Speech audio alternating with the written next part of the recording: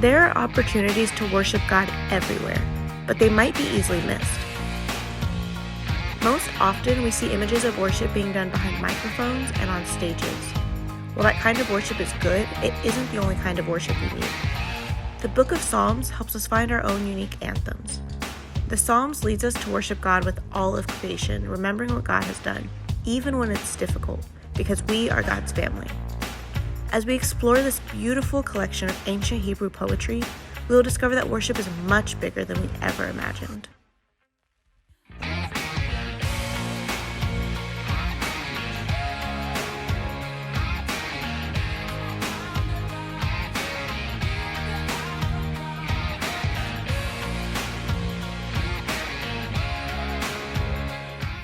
I love being able to take and make a playlist from one artist, like to take all the songs that I love by one musician, one artist, one band, and to put them into one playlist.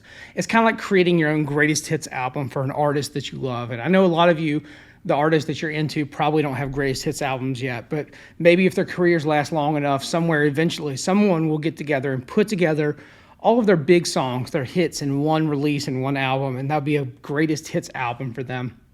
Those are great because everybody gets to hear all the songs they love or the songs that an artist really impacted the world with or changed the music industry with, and you can hear them all in one place. You don't have to go searching for them. But there's something about a greatest hits album or an amazing playlist from one artist that's really cool because you get to see the full spectrum of what one creative genius is able to do. When I think about God as being sort of an artist as well. And when I think about God's greatest hits, one of the things that comes to my mind is the beauty of nature. I love being outdoors and being able to see the creation that God's created.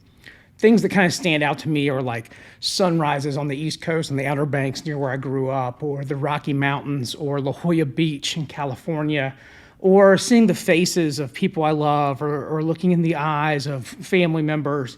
Those are, to me, like God's greatest hits. They're things that remind me of how amazing and creative and wonderful God actually is. And I want you to think for a second about where it is that you see God most reflected. Where do you see God's creativity and God's brilliance most clearly on display in your life and in the world around you?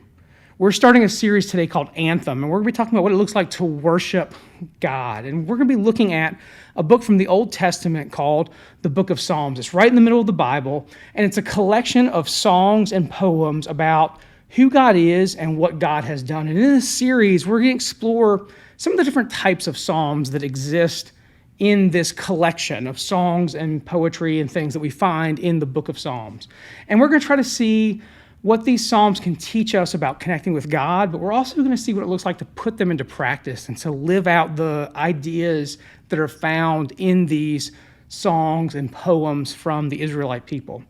Today we're going to start with Psalm 19. And Psalm 19 is this beautiful poem to God about God's creation. And this is what it says. The heavens proclaim the glory of God. The skies display his craftsmanship. Day after day they continue to speak. Night after night they make him known. They speak without a sound or a word. Their voice is never heard.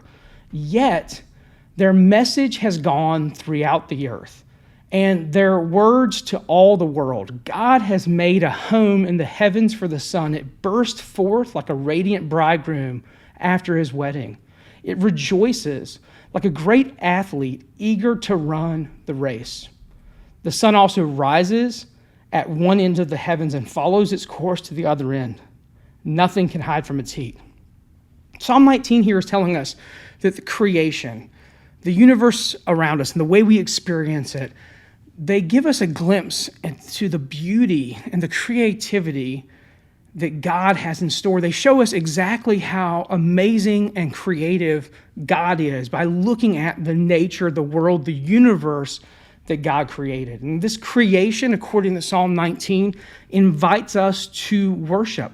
And there are so many different ways that we can worship. We can worship alone by ourselves, like at home, or in a big crowd. We could be outside in nature or indoors inside of like a church building or in our homes. We can do it through words or through actions with our bodies or with our minds.